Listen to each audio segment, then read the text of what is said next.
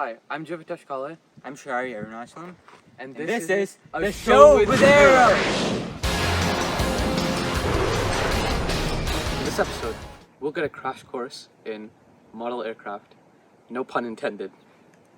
See, model aircraft are a much smaller scale version of the real thing.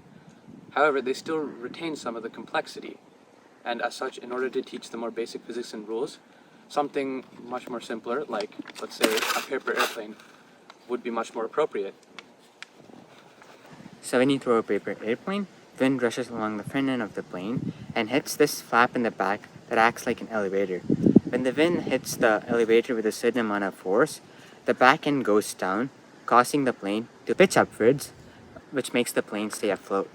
A good plane is one that balances out the rate at which gravity takes over the plane and the effectiveness of these flappy things, that is, the elevator. We've been talking a lot about paper airplanes, but paper airplanes are categorically a great example of a glider. And gliders are aircraft, like airplanes, without engines. And because of that, the similarities between RC airplanes and their paper counterpart kind of end there. RC planes actually utilize motors, which let them perform far better than their smaller paper counterpart. But having a propeller powered by strong motors also means better air conditioning during the summer. However, having a motor on board means you need some source of energy to power the motor, which is where one of the big problems in aeronautics arises. See, batteries are heavy. They have mass, and that mass has to be pushed by a motor connected to a propeller. However, if your motor isn't strong enough to move that mass, you need an even stronger motor, which happens to draw more power, and suddenly you need a bigger battery, which also has more mass, and you're back at square one.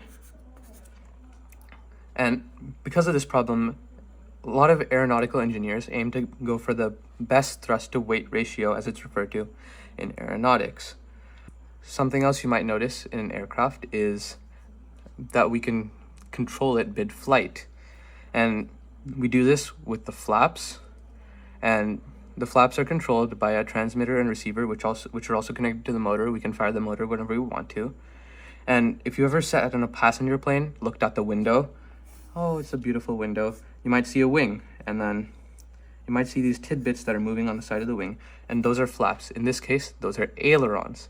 And ailerons serve a really important function, along with the rudder and elevator, which is counter-rotational force, which is a byproduct of one of Newton's laws. Every action has an equal and opposite reaction.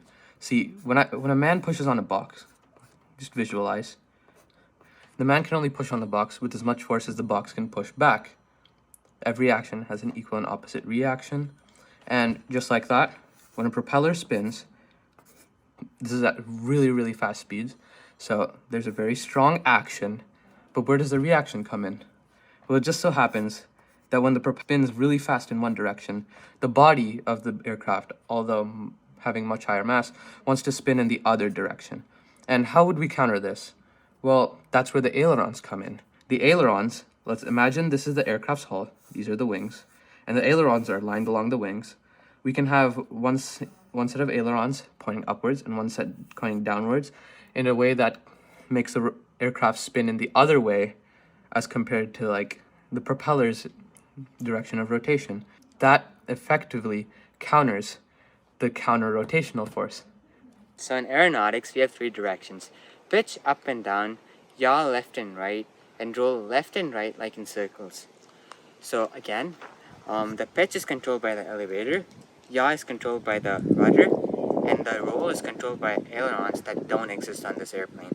These three directions are foundations for aircraft control in real life. This was a very small sample of the many cool things we do at LHS Aeronautics Club. If you enjoyed this video or anything interests you, feel free to drop by Thursdays at lunches in room 511, Mr. Martel's room.